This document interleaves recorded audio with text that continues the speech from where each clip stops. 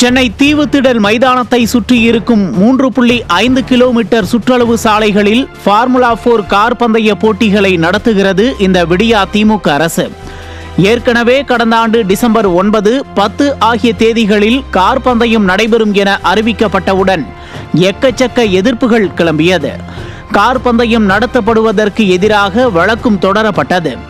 காவிரிக்காக நீதிமன்றத்தில் வாதாடாத அரசு, நீட்டிற்காக உச்சநீதிமன்றத்தில் வாதாடாத அரசு கார் ரேஸ் நடத்த வேண்டும் என்று மட்டும் பகீரத பிரயத்தனங்களை எடுத்து வாதாடி போட்டியை நடத்த சென்னை உயர்நீதிமன்றத்திடம் இருந்து அனுமதி வாங்கியிருக்கிறது விடியா திமுக.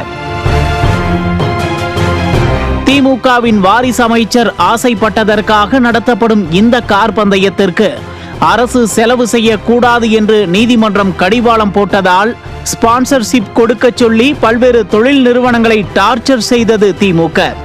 விடியா திமுக அரசின் இந்த நிர்பந்தத்தால் பல்வேறு தொழில் அமைப்புகள் கொந்தளித்து கிடக்கின்றன. இதனை அன்றைக்கே கண்டித்திருந்தார் எதிர்க்கட்சி தலைவர் எடப்பாடி கே பழனிசாமி. மேலும் இந்த கார் பந்தயம் நடத்தும் இடத்திற்கு மிக அருகிலேயே அரசு மருத்துவமனை இருக்கிறது. மேலும் மக்கள் நடமாட்டம் மிகுந்த பகுதி ஆனாலும் அதையெல்லாம் கிஞ்சித்தும் சிந்திக்காமல் எப்படியாவது இந்த கார் பந்தயத்தை நடத்தியே தீருவோம் என்று அடம்பிடித்து நடத்துகிறது.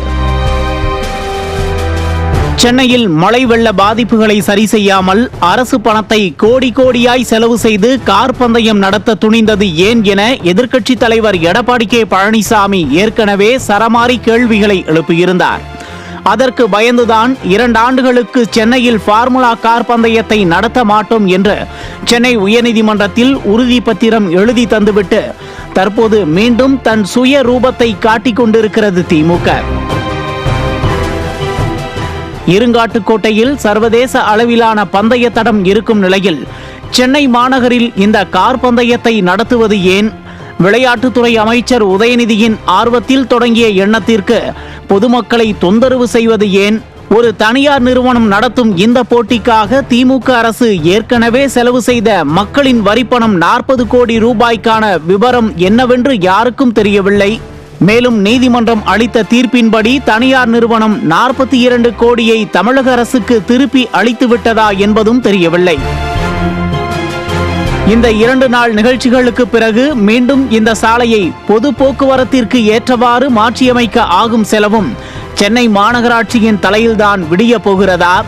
பணக்காரர்களின் விளையாட்டுக்கு முக்கியத்துவம் கொடுப்பதுதான் திராவிட மாடலா? இவ்வளவு எதிர்ப்பை மீறி யாருக்காக கார் ரேஸ் நடத்துகிறது திராவிட மாடல் அரசு என்ற கேள்விகளுக்கு மக்கள் மன்றத்தில் திமுக பதில் சொல்லிதான் ஆக வேண்டும். நியூஸ் ஜே செய்திகளுக்காக இணை ஆசிரியர் மனோஜ்குமார் கோபாலன்.